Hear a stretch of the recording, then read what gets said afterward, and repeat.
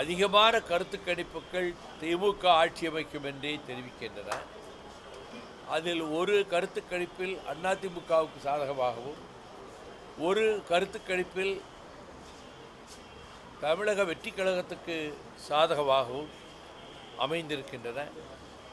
இது வாக்குகள் எண்ணப்படுகிற போது உண்மை நிலவரம் தெரிய வரும்.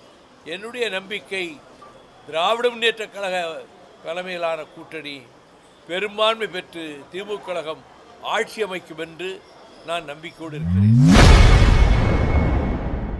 தேர்தலுக்கு பிந்தைய கருத்து கணிப்பு குறித்து மதிமுக தலைவர் வைகோ பதிலளித்துள்ளார். 1890ஆம் ஆண்டு மே முதல் நாளை உலகெங்கும் தொழிலாளர் உரிமை நாளாக கொண்டாடுவதென்று தொழிலாளர்கள் தீர்மானித்து கொண்டாட ஆரம்பித்தனர்.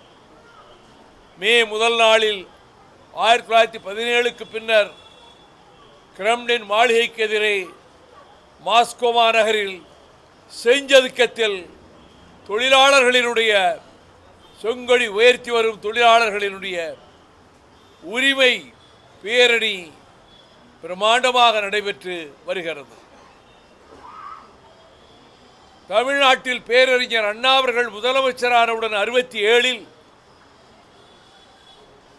கோவை மாநகரம் சிதம்பரம் பூங்காவில் மே தின விழாவை கொண்டாடி மே தினம் அரசு விடுமுறை என்று அறிவித்தார்.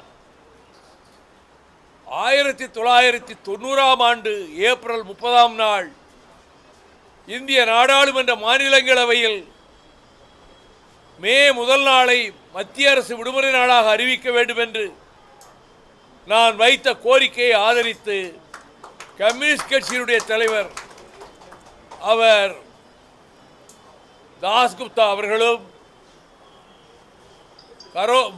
கமல் முரார்கா ஜனதாதளம் அவர்களும் ஆதரித்து பேசினார்கள். தலைமை அமைச்சர் பிரதமர் விபி சிங் அவர்களை அறையிலே போய் அன்று பகலிலே சந்தித்தேன். இன்றே நீங்கள் அறிவிக்க வேண்டும் என்று சொன்ன கோரிக்கையை ஏற்றுக்கொண்டு பிற்பகல் 2:30 மணிக்கு ராம்விலாஸ் பாஸ்வான் இரு அவைகளிலும் மே முதல் நாள் மத்திய அரசினுடைய விடுமுறை நாளாக இனி அறிவிக்கப்படுகிறது என்று அவர் அறிவித்தார். தொழிலாளர்களினுடைய நலன்களை நசுக்குவதிலும் உரிமைகளை நசுக்குவதிலும் நரேந்திர மோடி அரசு முதலாளித்துவத்துக்கு ஆதரவாகவும் தொழில் முதலாளிகளினுடைய பிரதிநிதியாகவும் செயல்பட்டு வருகிறது. தொழிலாளர் உரிமைகள் நசுக்கப்படுவதை எதிர்த்து தொழிலாளர்கள் போராடி வருகிறார்கள். அந்த வகையில் நாங்களும் தொழிலாளர் உரிமைக்காக தொடர்ந்து போராடுவோம் என்பதையும் நான் இங்கே தெரிவித்துக் கொள்கிறேன். கேளுங்க.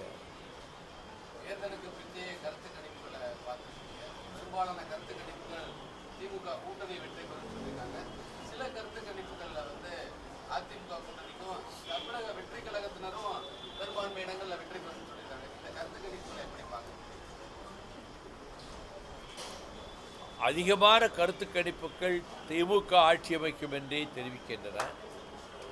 அதில் ஒரு கருத்து கணிப்பில் அதிமுகவுக்கு சாதகமாகவும், ஒரு கருத்து கணிப்பில்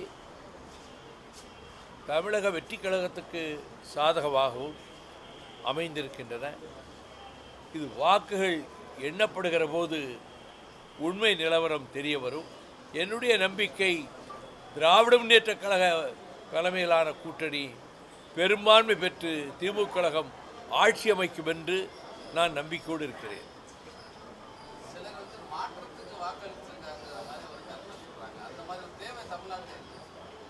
அது ரிசல்ட் வந்த பிறகுதான் சொல்ல முடியும். என்னுடைய நம்பிக்கை திமுக ஆட்சி அமைக்கும், திமுக பெரும்பான்மை பெறும், திமுக கூட்டணி பெரும்பான்மை பெறும்போது என்னுடைய நம்பிக்கை. ஓட்டுகள் எண்ணப்பட்டு ஏன்னா 2 நாள் தானே இருக்குது இடையில். இன்று 1ஆம் தேதி, இடையில் 2 நாட்கள். விடிந்தால் தெரிந்துவிடும் நிலைமை என்ன என்று சொல்வதைப் போல 4ஆம் தேதி தெரியத்தான் போகுது.